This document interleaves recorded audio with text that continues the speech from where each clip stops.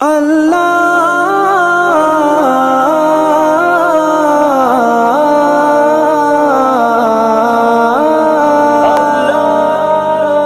اللہ الرحمن الرحیم 40 نصیحتوں میں چھٹی نصیحت،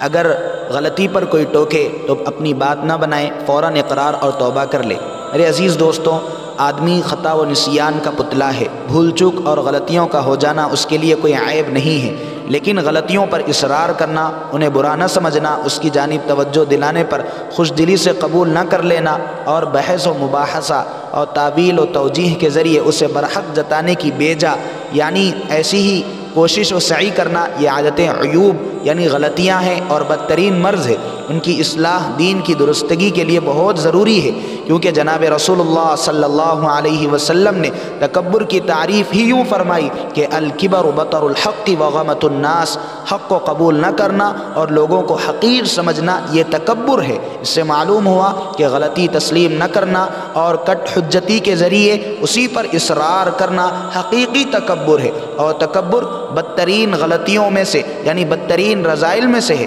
اس مرض نے ابلیس کو مقبولیت کے مقام سے گرا کر مردود و منحوس بنا دیا تھا۔ حدیث میں ہے کہ لا يدخل الجنت من كان في قلبه مثقال ذرة من کبر، وہ شخص جنت میں داخل نہ ہوگا جس کے دل میں ذرہ برابر بھی کبر ہو یعنی بڑاپن ہو۔ بہرحال کسی کا اپنی غلطی پر ٹوکنا ہمیں برا نہ لگنا چاہیے، بلکہ خوشی اور شکریہ کے ساتھ قبول کر لینا چاہیے۔ پھر اگر اس نے کسی واقعی غلطی پر ٹوکا ہے تو فوراً اس غلطی کی اصلاح و درستگی کر لینا چاہیے، یا آئندہ نہ کرنے کا پکا ارادہ و عزم کر لینا چاہیے۔ اور اگر اس نے غلط فہمی سے ٹوکا ہے تو اس کی توجہ دہانی کا شکریہ ادا کرتے ہوئے صحیح بات سے تہذیب کے ساتھ مطلع کر دینا چاہیے، تاکہ اس کی غلط فہمی اس سے دور ہو جائے اور اپنے اندر بھی کبر پیدا نہ ہونے پائے۔ گناہ ہو جانا جتنی افسوسناک بات ہے، گناہ کے بعد ندامت کا نہ ہونا اور توبہ کی طرف توجہ کا نہ ہونا اس سے بھی زیادہ خطرناک صورتحال ہے۔ اس لیے اگر یہی حالت رہی تو آدمی گناہوں کا عادی ہوتا جائے گا